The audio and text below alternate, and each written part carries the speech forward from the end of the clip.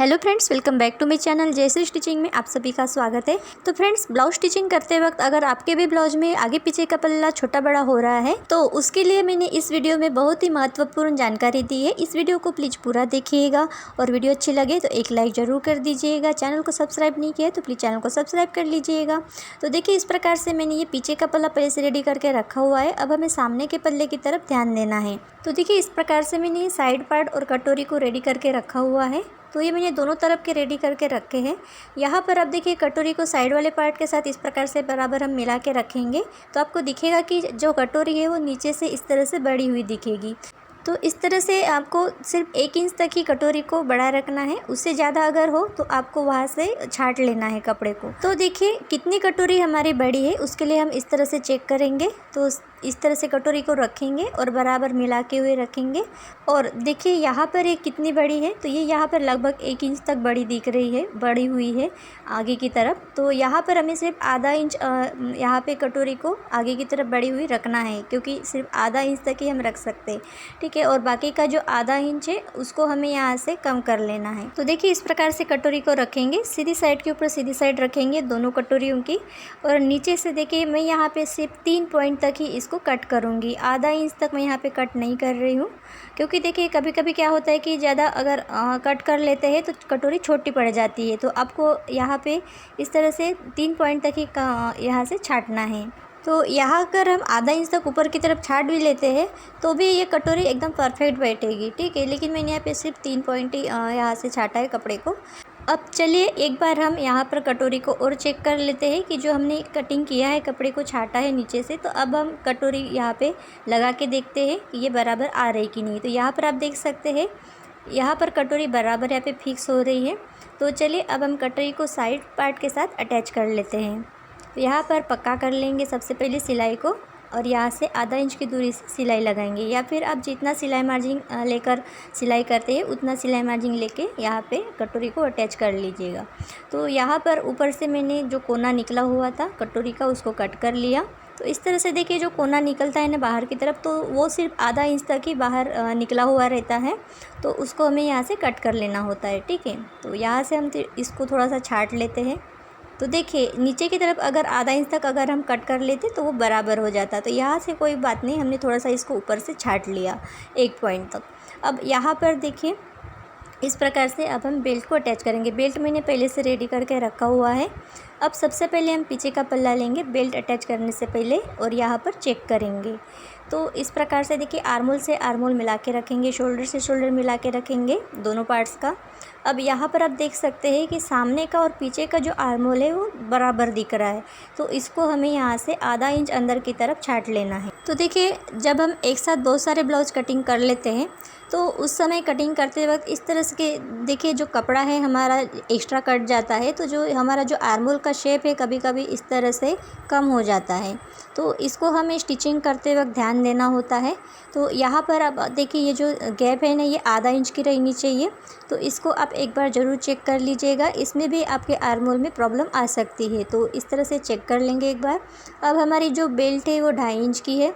तो यहाँ पर मैंने इस तरह से बेल्ट को रेडी कर लिया और इसको भी हम चेक करेंगे। तो ये हो गया 2.5 इंच, और आधा इंच हमारा जाएगा सिलाई मार्जिन में। तो यहाँ पर मैं बराबर आधा इंच पर मार्किंग कर लेती हूँ। अब जो एक्स्ट्रा दिख रहा है यहाँ पे 2 पॉइंट तक ये एक्स्ट्रा है, तो यहाँ से हम इसको छाँट लेंगे। तो दोनों बेल्ट्स लूँगी मैं और सीधी साइड के ऊपर सीधी साइड रखूँगी इस प्रकार से, और यहाँ से हम इसको 2 पॉइंट तक ऊपर से छाँट लेंगे। तो इस प्रकार से देखिए, हमें यहाँ से कपड़े को कट कर लेना है 2 पॉइंट तक।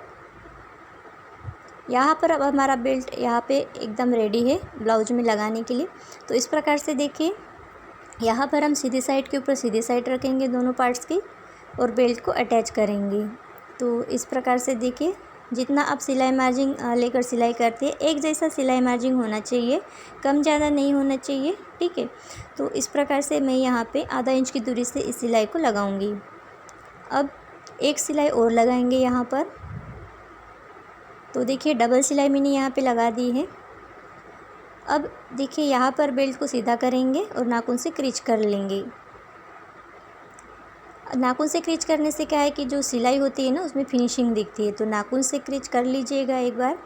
अब इसके बाद देखिए, साइड से ये पट्टी एक्स्ट्रा दिख रही है। अब हमें यहाँ पे अपना जो फिटिंग नाप होता है ना उसको डालना है और यहाँ से जो एक्स्ट्रा कपड़ा है उसको कट कर लेना है। तो सबसे पहले देखिए हमारा जो आधा इंच का सिलाई मार्जिन का रहता है हुकाई पट्टी का, तो ये हम छोड़ देंगे।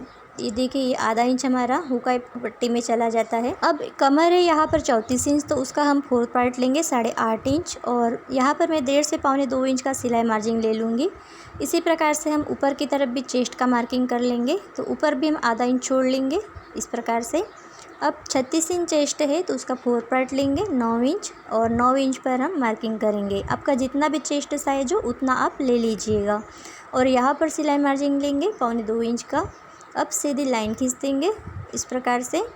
अब जो एक्स्ट्रा फैब्रिक है साइड से उसको हम छाट देंगे। तो फ्रेंड्स, आपने चैनल को अभी तक सब्सक्राइब नहीं किया है, चैनल पर पहली बार आए हैं तो प्लीज़ चैनल को सब्सक्राइब कर लीजिएगा, और वीडियो अच्छी लग रही है तो एक लाइक ज़रूर कर दीजिएगा। तो देखिए अब हम इसको पीछे पल्ले के ऊपर रखेंगे इस तरह से मिला के। तो देखिए सेंटर पे जो निशान हमने लगाया पीछे पल्ले में उसको मिलाते हुए बराबर रखेंगे इस प्रकार से। तो आप देख सकते हैं हमारा पीछे का और सामने का पल्ला एकदम से बराबर है। यहाँ पर कमर की तरफ से ये बराबर है, ठीक है। तो यहाँ से थोड़ा सा बाहर की तरफ निकल रहा है, इसको छाट देंगे। अब ये एकदम बराबर से यहाँ पे हो गया है। देखिए जिनके ब्लाउज में साइड फिटिंग की सिलाई सीधी नहीं आती है तो उनको इस तरह से ये उपाय आपको एक बार कर लेना चाहिए। तो यहाँ पर आप देख सकते हैं कमर की तरफ हमारा ब्लाउज बराबर है, आर्मोल की तरफ भी बराबर है, शोल्डर की तरफ भी आप देख सकते हैं एकदम बराबर है, मिला हुआ है। और आर्मोल का आप शेप देख सकते हैं एकदम परफेक्ट है। अब देखिए आस्तीन भी हमने इस प्रकार से रेडी कर लिया है, और आस्तीन का जो आर्मोल है वो आपका ब्लाउज के आर्मोल के साथ एकदम फिक्स होना चाहिए, ठीक है। तो यहाँ पर जो आर्मोल है ये 7.5 इंच आ रहा है, यानी कि आर्मोल राउंड हम यहाँ पे है 15 इंच, ठीक है। तो यहाँ पर हमें देखना है ब्लाउज में भी ऊपर की तरफ सिलाई मार्जिन छोड़ देंगे आधा इंच का, और यहाँ पर भी हम देखेंगे कि 7.5 इंच आ रहा है कि नहीं। तो यहाँ पे 7.5 इंच और 1 पॉइंट एक्स्ट्रा आ रहा है। तो देखिए आस्तीन को जब हम यहाँ पर अटैच करेंगे तो ये बराबर यहाँ पे कवर हो जाएगा। और अगर देखिए आर्मोल छोटा पड़ता है तो इस प्रकार से नीचे से कपड़े को छाट लेंगे, तो उसके बाद आपका जो आर्मोल है वो एकदम ठीक हो जाएगा और बराबर फिक्स बैठेगा। तो इस बात को आप ध्यान में रखिएगा। और यहाँ पर जो भी मैंने चीज़ें बताई है ब्लाउज फिटिंग से संबंधित, तो ये आपको जानना बहुत ही ज़रूरी है। तो आपको इन बातों को ध्यान में रखते हुए ब्लाउज की स्टिचिंग करनी है। उसके बाद आप जब ब्लाउज की फिटिंग करेंगे तो आपका ब्लाउज एकदम परफेक्ट बनेगा और परफेक्ट फिटिंग आएगी ब्लाउज में। तो देखिए यहाँ पर आपको एक ही बात ध्यान में रखनी है, जब भी आप स्लीव्स को अटैच करते हैं तो सबसे पहले आपको पीछे का और आगे का पल्ला बराबर कर लेना है।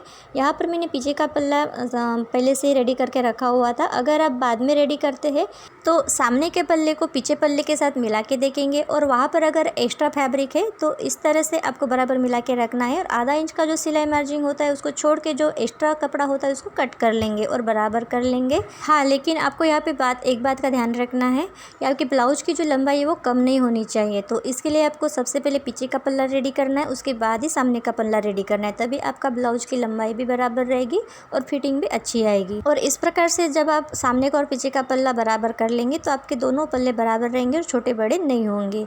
तो आपको ये जानकारी कैसे लगी प्लीज़ कमेंट बॉक्स में कमेंट करके ज़रूर बताइएगा, और वीडियो को एक लाइक ज़रूर कर दीजिएगा। तो आज की वीडियो में बस इतना ही, मिलते हैं अगली वीडियो में। Thank you.